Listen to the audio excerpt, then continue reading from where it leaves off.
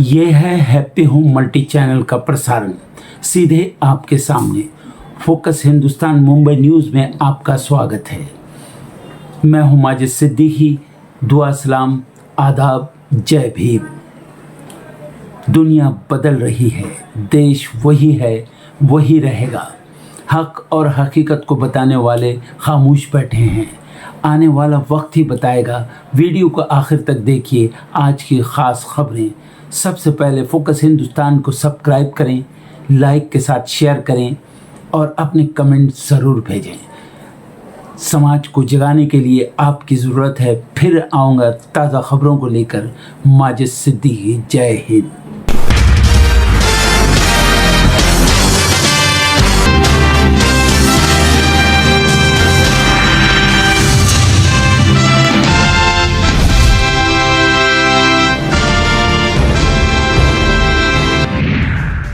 Budget सत्र को लेकर सपा की अहम बैठक। लखनऊ में जुटेंगे पार्टी नेता। 9 फरवरी से शुरू होगा यूपी विधानसभा का बजट सत्र। जनसंसद में सिंगरौली से आए आदिवासी प्रतिनिधि मंडल से मिले राहुल गांधी। सुनी समस्याएं, मदद का दिया आश्वासन।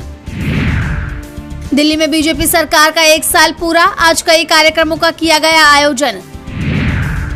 बिहार में सांसद पप्पू यादव और उनके 20 समर्थकों पर FIR दर्ज। सरकारी काम में बाधा का आरोप। फरीदाबाद के सूरजकुंड मेले में गिरा झूला। पुलिस इंस्पेक्टर की गई जान, 12 लोग घायल। पर्यटन मंत्री ने लिया जायजा, घायलों से की मुलाकात। वाराणसी के शास्त्री घाट पर कांग्रेस पार्टी की संविधान संवाद रैली में पवन खेड़ा समेत पार्टी के कई नेता और सांसद करेंगे शिरकत। जनता को जागरूक करना है इसका मकसद। चुनावी हार के बाद अब नए सिरे से जमीन तैयार करने में जुटे प्रशांत किशोर। आज से बिहार में जनसुराज पुनर्गठन अभियान की करेंगे शुरुआत। पटना से शुरू होगी यात्रा। देहरादून में अंकिता भंडारी मामले में न्याय की मांग को लेकर महापंचायत का आयोजन। 40 से ज्यादा सामाजिक संगठन, राज्य आंदोलनकारी और विपक्षी दल होंगे शामिल। दोषियों को सजा दिलवाना आंदोलन का है मकसद। जमानत के लिए सुप्रीम कोर्ट पहुंचे शोषण के दोषी कुलदीप सेंगर। दायर की याचिका। 9 फरवरी को कोर्ट करेगा जमानत याचिका पर सुनवाई। रूसी तेल खरीद पर अमेरिकी धमकी से भड़के AIM प्रमुख असदुद्दीन ओवैसी। केंद्र सरकार पर साधा निशाना, कहा भारत के पेट्रोलियम मंत्री ट्रंप हैं या हरदीप सिंह पुरी।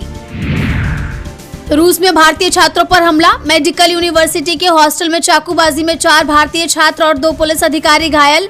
AIMSA ने PM मोदी को पत्र लिखकर उठाई सुरक्षा की मांग। पाकिस्तान ने भारत से वैक्सीन खरीदना किया बंद। दुनिया ने भी रोकी फ्री सप्लाई। अपने एक फैसले से मुश्किल में फंसे PM शहबाज। बांग्लादेश के टॉप हिंदू नेता और पूर्व मंत्री रमेश चंद्र सेन की हिरासत में गई जान। भड़के बांग्लादेशी, बोले साजिशन ली गई जान। शेख हसीना सरकार के तख्ता पलट के बाद से जेल में बंद थे सेन। अमेरिका के खिलाफ मैक्सिको का बड़ा फैसला। क्यूबा की करेगा मानवीय मदद। अमेरिकी राष्ट्रपति ट्रंप ने क्यूबा की मदद करने वाले देशों को दी है टैरिफ की धमकी। मलेशिया से संबंध नई ऊंचाई पर। प्रधानमंत्री इब्राहिम के साथ द्विपक्षीय वार्ता में बोले प्रधानमंत्री मोदी। मलेशिया के दौरे पर हैं PM मोदी। वॉशिंगटन पोस्ट में फिर उथल पुथल। भारी छटने के बाद पब्लिशर विल लुइस ने दिया इस्तीफा। अब जेफ डी ओनोफ्रियो संभालेंगे जिम्मेदारी। लगातार 5वें माह विश्व खाद्य कीमतें गिरी। चावल की महंगाई बनी चुनौती। डेयरी में करीब 5% गिरावट। संयुक्त राष्ट्र की FAO रिपोर्ट में खुलासा। भारत और अमेरिका के नए व्यापार समझौते से भारतीय वस्त्र उद्योग को फायदा। 118 अरब डॉलर के अमेरिकी बाजार का खुला दरवाजा। टैरिफ घटने से सस्ते होंगे भारतीय उत्पाद।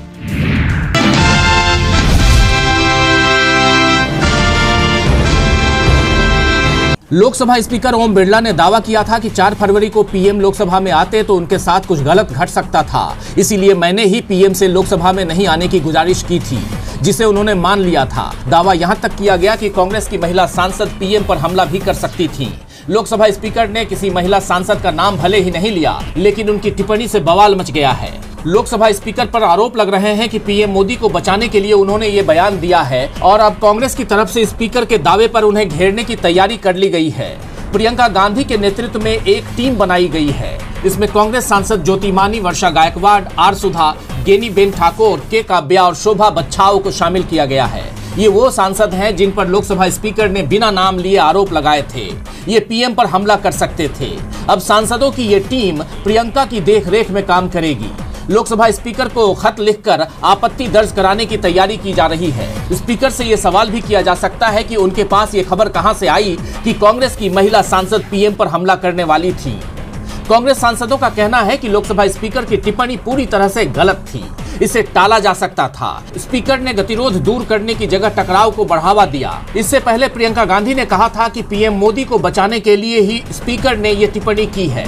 स्पीकर सरकार के दबाव में दिखाई दे रहे हैं, जबकि विपक्ष के नेता राहुल गांधी ने तो पहले ही कह दिया था कि पीएम संसद में नहीं आएंगे, क्योंकि वो विपक्ष का सामना करने से डर रहे हैं।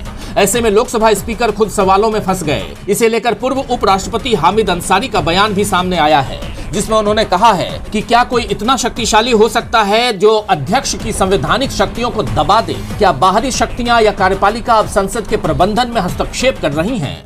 तो स्पीकर साहब का जो भी फैसला रहा हो, मुझे नहीं मालूम, अखबार में जो लिखा है वर्तमान कि कोई इतना पावरफुल हो जाएगा कि स्पीकर को दबा देगा। तो हामिद अंसारी ने सवाल उठाया है कि संसद के अंदर सुरक्षा स्पीकर के कंट्रोल में होती है।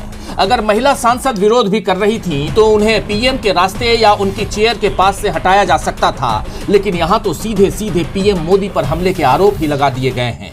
सरकार की रणनीति और स्पीकर के बयान के बाद साफ दिख रहा है कि अगले सप्ताह भी संसद में गतिरोध बना रहेगा।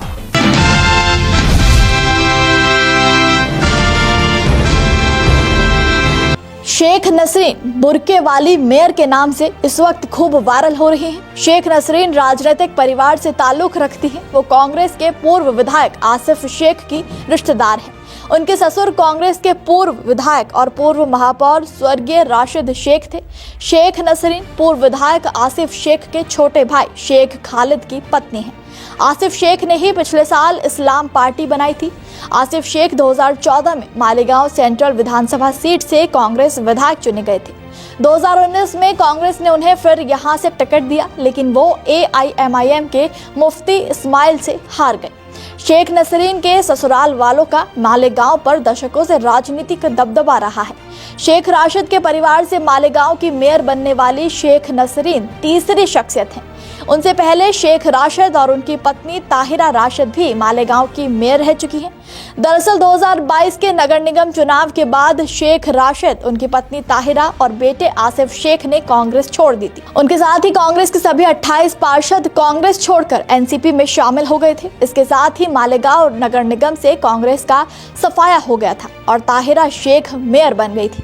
इसके बाद जब एनसीपी में बंटवारा हो गया तो पिछले साल अक्टूबर में आसिफ शेख ने अपनी नई पार्टी इस्लाम को लॉन्च किया।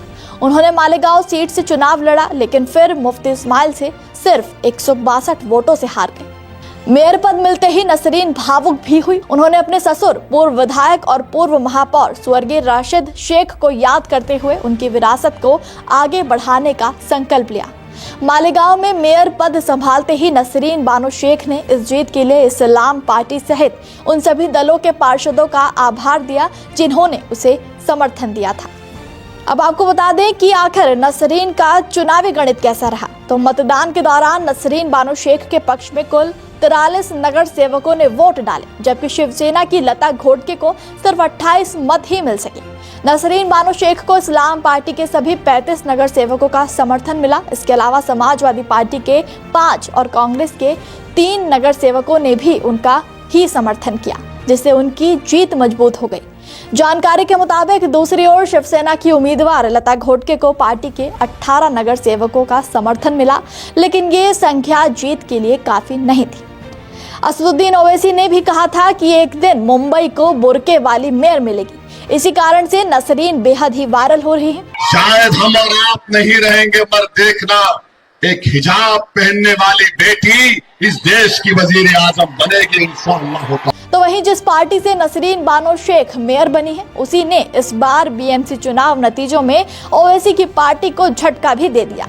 मुंबई से 290 किलोमीटर दूर मालेगांव विधानसभा सीट पर भले ही ओवैसी की पार्टी AIMIM का कब्जा हो, लेकिन महानगर पालिका चुनावों के नतीजों में ऐसा नहीं हो सका। नसरीन की इस्लाम पार्टी ने यहां जीत दर्ज की थी। आंकड़ों के मुताबिक 15 जनवरी को हुए चुनाव में नसरीन के इस्लाम पार्टी ने यहां जीत दर्ज की। 84 सीटों में से इस्लाम पार्टी को 35 सीटें मिली थी, यानी 35 पार्षद इस्लाम पार्टी के हैं। तो वहीं ओवैसी की पार्टी AIMIM को 21 सीटें नसीब हुई थी। तीसरे नंबर पर शिवसेना एकनाथ शिंदे को 18 सीट मिली, तो वहीं समाजवादी पार्टी को 5 सीटें मिली, बीजेपी को 2 तो कांग्रेस को 3 सीटें मिली। मालेगांव में मेयर पद संभालते ही नसरीन बानो शेख ने अपना विजन क्लियर कर दिया है। नसरीन बानो शेख ने कहा कि नगर निगम के सभी अस्पतालों के माध्यम से नागरिकों को उच्च स्तरीय और गुणवत्तापूर्ण स्वास्थ्य सेवाएं प्रदान करना प्राथमिकता होगी। शहर की जर्जर सड़कों की मरम्मत कराई जाएगी और अतिक्रमण हटाकर सड़कों की आवाजाही के लिए उन्हें सुगम बनाया जाएगा। बता दें कि मालेगांव में सिर्फ मेयर ही नहीं बल्कि डिप्टी मेयर भी एक मुस्लिम महिला ही बनी है। समाजवादी पार्टी की शान-ए-हिंद निहाल अहमद को डिप्टी मेयर चुना गया है। आप इस खबर पर क्या कहेंगे और इन बुर्के वाली मेयर पर और डिप्टी मेयर पर आप क्या कहेंगे, हमें कमेंट में जरूर बताइएगा।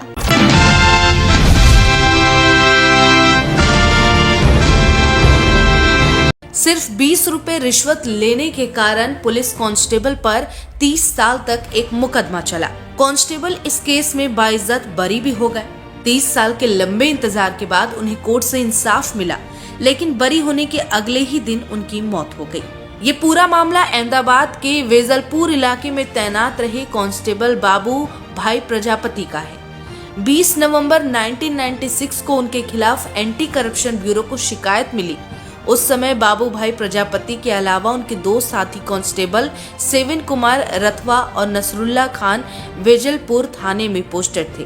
आरोप था कि उन्होंने शहर में ट्रकों को अवैध रूप से एंट्री करवाने के लिए कथित तौर पर 20 रुपए की रिश्वत ली। लिहाजा एंटी करप्शन ब्यूरो की टीम ने 3 कांस्टेबल के खिलाफ मुकदमा दर्ज कर लिया। मुकदमा चला और फिर साल 2004 में ट्रायल कोर्ट ने तीनों को 4 साल की सजा सुनाई। तीनों कांस्टेबल की नौकरी चली गई। इसके बाद तीनों ने इस फैसले को गुजरात हाई कोर्ट में चुनौती दी, लेकिन हाई कोर्ट में मामला 2 दशक से भी ज्यादा समय तक लंबित रहा। आखिरकार 4 फरवरी 2026 को जस्टिस SV पिंटो ने मामले में सुनवाई की। उन्होंने तीनों कांस्टेबल को इस मामले में बरी कर दिया।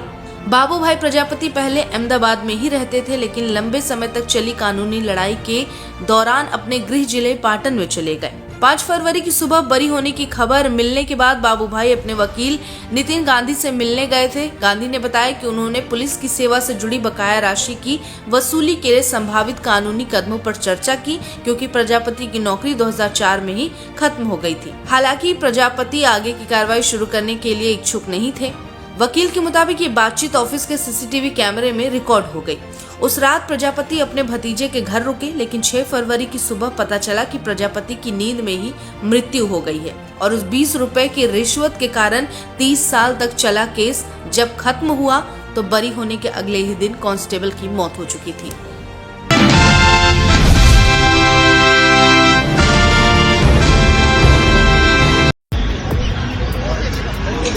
नगर निगम ने ऑगर रोड स्थित नजर अली मिल कंपाउंड परिसर में करीब 150 साल पुरानी 5 पीर वाली गैब शाह बाबा की दरगाह और मजार के पास किए गए अवैध निर्माण पर बुलडोजर चलाकर कार्रवाई की।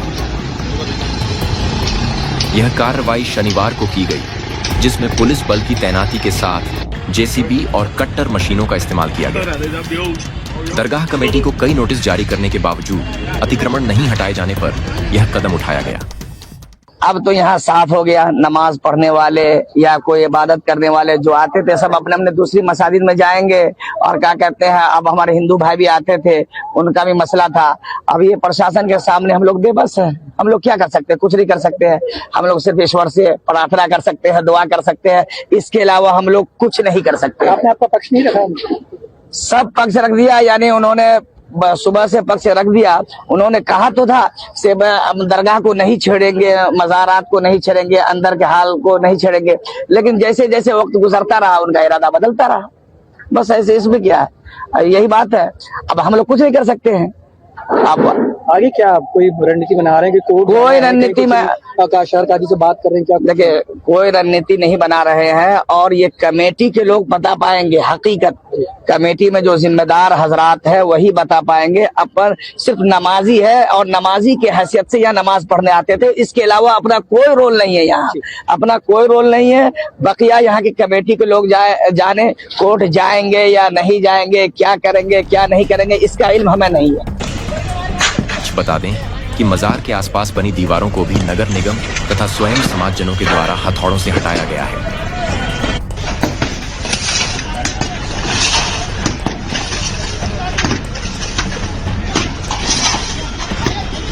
नगर निगम द्वारा 2 बार पूर्व में इन्हें नोटिस भी दे दिया गया था, लेकिन पूर्ण जवाब नहीं दे पाए, जिसके बाद प्रशासनिक तौर पर पंचपीर मजार के चारों ओर अवैध रूप से जो अतिक्रमण था उसे ध्वस्त कर दिया गया।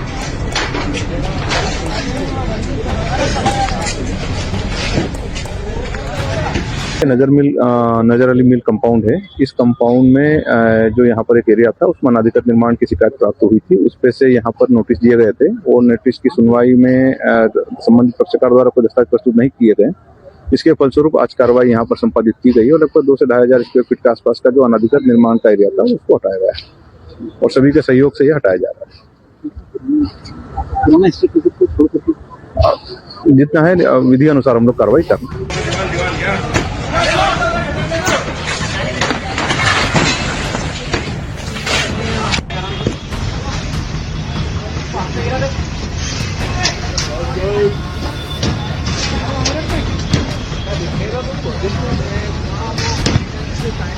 उधर